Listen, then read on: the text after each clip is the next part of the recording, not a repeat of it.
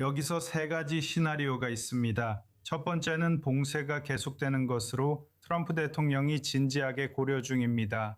이는 이란 경제를 질식시키기 때문입니다. 하지만 그것은 전쟁, 갈등 재개, 미사일, 사상자 등과 같은 모든 문제들을 동반하지는 않습니다. 그리고 그것이 전 세계 에너지 상황에 초래할 비용도 포함되지 않습니다.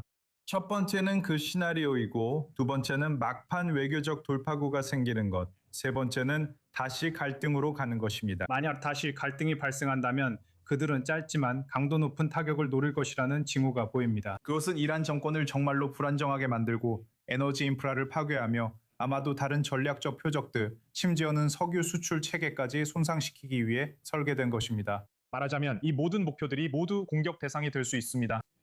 이것이 세 가지 시나리오입니다. 저는 이 상황의 방향을 판단할 만큼 공개된 정보가 충분하지 않다고 생각합니다. 저는 도널드 트럼프 대통령이 아직 스스로 결정을 내리지 않았다고 생각합니다. 우리는 그가 한 가지 선택지를 살펴보는 모습을 보고 있습니다. 그는 위협을 하고 있고 은근한 위협도 하고 때로는 전혀 숨기지 않는 위협도 하고 있습니다. 그는 현상 유지 상황에 머무르고 싶어 하지 않습니다. 그는 단순히 봉쇄를 계속하고 싶어 하지도 않습니다. 비록 그것이 이란 경제에 큰 타격을 주고 있지만 말이죠. 제 생각에 그는 좀 더 결정적인 무언가를 원하고 있습니다. 하지만 아시다시피 중동에서는 원하는 것과 실제로 얻는 것 사이에 종종 차이가 있습니다. 그래서 이 상황이 어떻게 전개될지 지켜봐야 할 것 같습니다. 제 말은 그가 이런 모든 과격한 표현을 사용하거나 당신을 산산조각 내겠다고 위협하는 말을 듣고 있지는 않다는 거예요. 그는 그런 식의 담론을 사용하지 않고 있어요. 직감적으로 보면 그가 정말로 너무 큰 사태를 피하려고 노력하고 있다는 인상을 줍니다. 하지만 말씀하신 것처럼 만약 그가 그런 결정을 내린다면 꽤 극단적일 수는 있겠지만 우리가 겪었던 한 달간의 경험처럼 길지는 않을 수도 있겠죠. 네.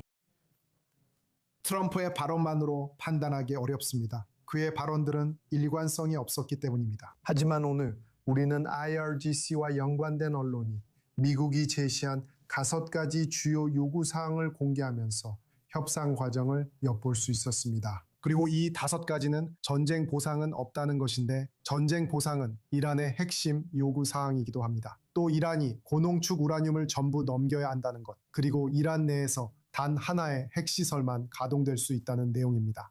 또한 이란이 해제를 요구한 동결 자산에 대해서도 이 중 25%조차 해제되지 않을 것이라는 내용입니다. 그리고 다른 전선에서의 휴전에 대해서도 이는 협상에 달려있다는 것입니다. 현재 이란의 요구는 이와는 매우 거리가 멉니다.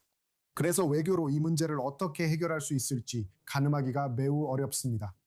그래서 지금 우리가 있는 상황에서 저는 야코브의 의견에 동의합니다. 이런 불확실한 상태는 의사결정의 명확성 측면에서 미국 측에 유리하지 않습니다. 이것은 이란에 큰 대가를 치르게 하고 있습니다. 그리고 이란은 현 상태가 계속 유지되는 것을 받아들이지 않을 것입니다. 그리고 이란이 호르무즈 해협 장악 계획을 계속 추진함에 따라 우리는 이란의 이러한 시도를 저지하려는 어떤 조치들이 취해지는 것을 보게 될 수도 있습니다. 그래서 결국 우리는 트럼프 행정부가 상황을 파악하려고 하는, 특히 중국 방문 이후에 일종의 관망 단계에 있다고 볼 수 있습니다. 왜냐하면 이란에게 최소한 일부 요구사항이라도 받아들이도록 압박할 수 있는 사람이 있다면 그건 바로 중국 측이기 때문입니다. 그리고 중국이 그렇게 하지 못하거나 그렇게 하기를 선택하지 않는다면 야코브가 설명한 것처럼 제한적인 방식이든 아니면 더 강력한 방식이든 군사작전을 재개하는 것 외에는 대안이 없을 것입니다. 하지만 궁극적으로 외교적 방안에 있어서는 양측 모두 현재로서는 상대방을 위해 진지한 양보를 할 의사가 없어 보이기 때문에 시간이 점점 부족해지고 있는 것 같습니다. 중국이 무엇을 할 수 있을까요? 그리고 트럼프는 잠재적으로 어떻게 할 것이라고 생각하시나요? 가정적인 질문이라는 건 알지만 트럼프가 중국에게 어떤 약속을 했더라면 중국이 이란 문제에 관여하도록 유인할 수 있었을까요?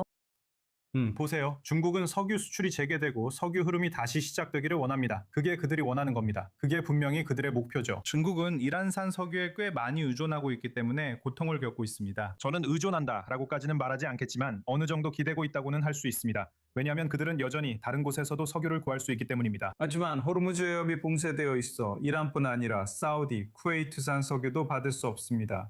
이들 석유를 중국이 많이 사기 때문에 중국 경제에 큰 타격이 됩니다.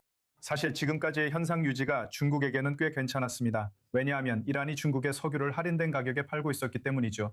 왜냐하면 이 석유는 제재를 받고 있는 석유이기 때문입니다. 중국은 위험을 감수하며 이 석유를 구매했고 이를 위해 그림자 무역 산단도 만들었습니다. 제3국 선박에서 석유를 교환하며 거래 흔적을 숨기려 했습니다. 이 모든 덕분에 중국은 성장하는 경제를 위해 매우 저렴한 이란산 석유를 살 수 있었습니다. 이제는 그런 일이 전혀 일어나지 않고 있습니다. 그래서 중국은 에너지가 계속 들어오길 원하고 또 한편으로는 중동에서 미국의 영향력을 약화시키길 원한다고 생각합니다. 그래서 사실 이건 상충되는 이해관계입니다. 솔직히 말해서 이 단계에서 중국이 미국에 제공할 수 있는 것은 외교적 압력 정도밖에 없는 것 같습니다. 그리고 중국은 이란이 각종 무기를 만드는 데 사용하는 이중 용도 물질이나 고체 미사일 연료를 판매하지 않겠다고 약속할 수 있습니다. 중국이 그런 행동을 멈춘다면 그것도 좋을 것입니다. 그리고 트럼프 대통령이 비공개적으로 그런 요구를 했더라도 저는 놀라지 않을 것입니다.